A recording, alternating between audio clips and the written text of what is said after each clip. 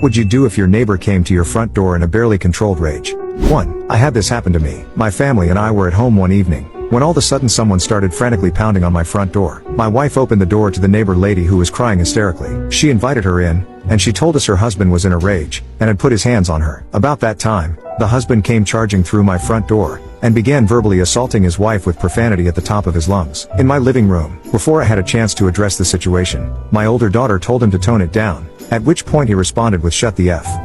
#K up, B hash, CH. The words barely left his lips before those lips were introduced to my fist. Turns out he had no interest in fighting another man. Once he found his feet, he was out my front door faster than he barged in. I'm sure most of the folks reading this will be disgusted with my actions. I don't care. What does matter to me, is the opinion of that man's wife. Years later, she thanked me, saying he never put his hands on her again. Not because he didn't want to, but because he was afraid she would run to my house. Fine by me.